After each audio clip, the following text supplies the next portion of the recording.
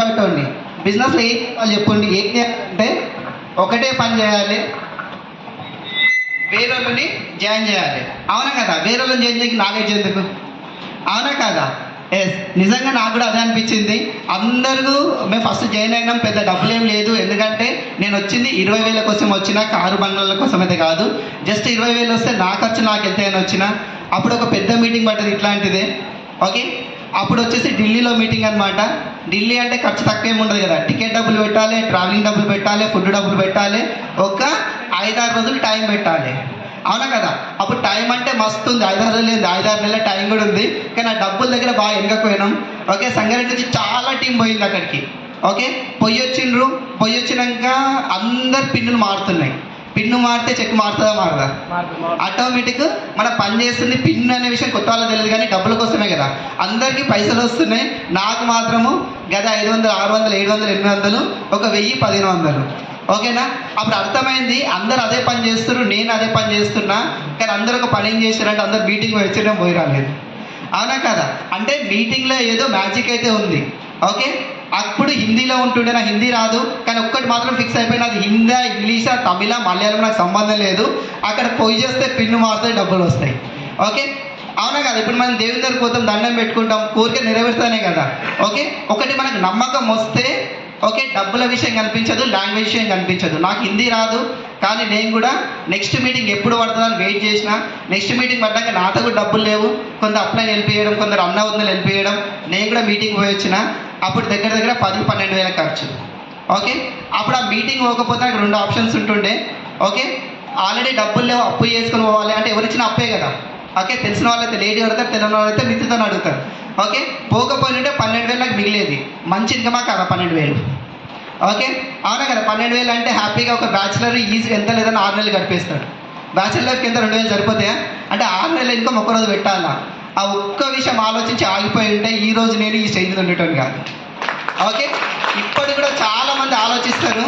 Okay, meeting అనగానే అందరూ చెప్పగానే బాగా అసలు ఫీల్ అవుతారు. కానీ టికెట్ రేట్ చెప్పగానే ఇప్పుడు అన్న చెప్పిండు ఆల్రెడీ 6,000 అన్నాడు. అప్ అండ్ డౌన్ ఖర్చులు ఒక 2,000 వేసుకున్నా. ఓకే, 8,000 మీరు మిగిలించుకోవచ్చు. ఓకే, మంచి డీల్.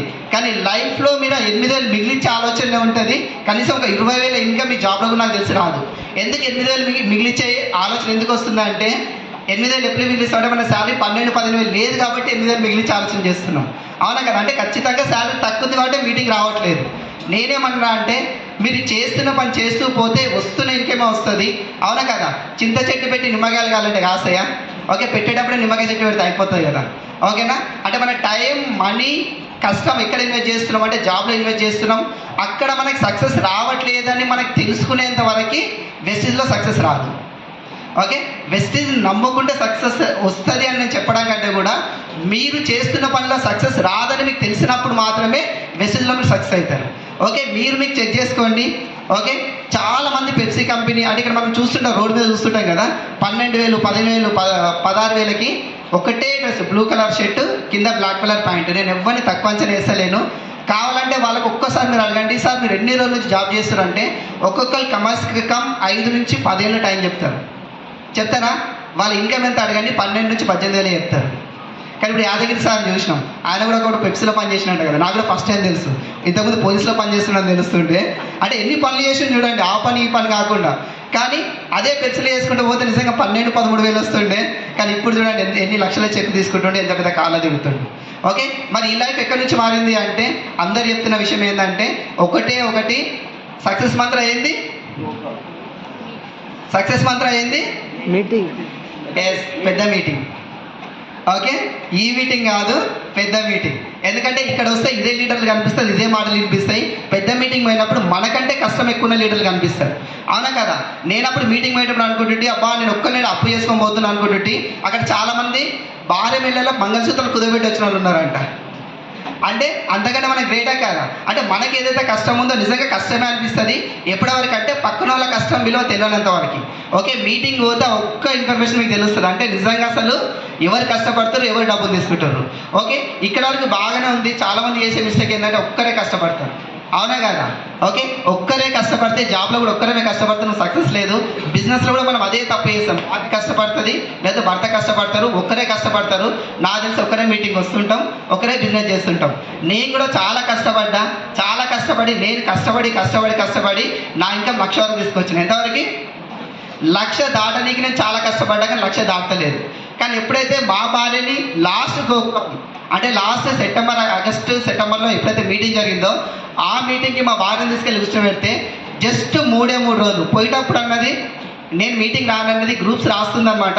గ్రూప్స్కి బుక్స్ తీసుకునే వచ్చింది. నేను ఒకటే చెప్పిన, మన పెద్ద లీడర్మే మన భోగవతే బాగున్నది, ఒట్టి ఎంబడరా బుక్కులు కావాలని తెచ్చుకోమని చెప్పినాం.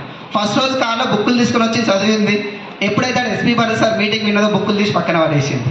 ఎందుకంటే ఆమెకు ఒక విషయం అర్థమైంది, ఎన్ని ఎగ్జామ్లు రాసినా కానీ 30-40 వేలకు మించి కష్టపడి తెచ్చుకోలేము. కానీ ఇక్కడ స్టేజ్ మీద చూసిన ప్రతి ఒక్కరు చెక్కు 3 లక్షలు, 4 లక్షలు, 5 లక్షలు ఉంది. అప్పుడు ఆమె మాట అనేది ఏంటంటే, మనం ఎందుకు 3-4 లక్షలు చెక్కు తీసుకోవద్దంటే, నువ్వు హెల్ప్ చేస్తే తీసుకుందామని చెప్తే జస్ట్ మేము 4 months ఇద్దరం కలిసి తిరిగితే మా చెక్కు 1,00,000 నుంచి 3.5 లక్షలకి వెళ్ళింది. Okay, yes. ఇప్పుడు ఈ స్టోరీ అంతా విన్నాక మీరు ఒక్కటైతే డిసైడ్ అయ్యి, నాకు తెలుసు ఖచ్చితంగా మీటింగ్ రావాలని డిసైడ్ అయ్యారు. అయినరా కాలేదా? ఎంతమంది డిసైడ్ అయ్యారు? సార్ తెలుగు అందరికి వచ్చా? ఓకే, అయితే ఇప్పుడు మళ్ళీ చేద్దాం. ఎంతమంది గోక్రౌన్ మీటింగ్ రావడానికి డిసైడ్ అయ్యారు? ఓకే, ఎంతమంది మీ కపుల్స్ వస్తున్నారు? ఓకే, ఎందుకు సార్ కొన్ని చర్యలు వేస్తున్నాయి అంటే మన సక్సెస్కి ఇంకొంచెం గ్యాప్ దొరుకుతుంది. అవునా కదా? ఖచ్చితంగా ఆలోచించండి, ఇంకా టైం ఉంది. కానీ టికెట్లు మాత్రం తొందర అయిపోతాయి. కాబట్టి మీరు తొందర బుక్ చేసుకోండి. ఓకే, ఖచ్చితంగా 3 days సెషన్ వండర్ఫుల్గా ఉంటుంది. లీడర్స్ కమిట్మెంట్ కూడా చేస్తారు. ఇంకా 1 week తర్వాత ఏం చేస్తారంటే, నచ్చకపోతే మీ డబ్బులు మీరు తీసుకోండి. ఓకే, మన వెస్టీజ్లోనే కాదు, అంటే వెస్టీజ్లో ఏముంటుంది, ప్రోడక్ట్ నచ్చకపోతే డబ్బులు రిటర్న్ తీసుకోమంటారు కదా, విన్నింగ్ టీంలో కూడా ఉంది 100% గ్యారంటీ. మీకు నచ్చకపోతే మీ డబ్బులు మీరు రిటర్న్ తీసుకోమనేసి. Thank you. Back to the next leader.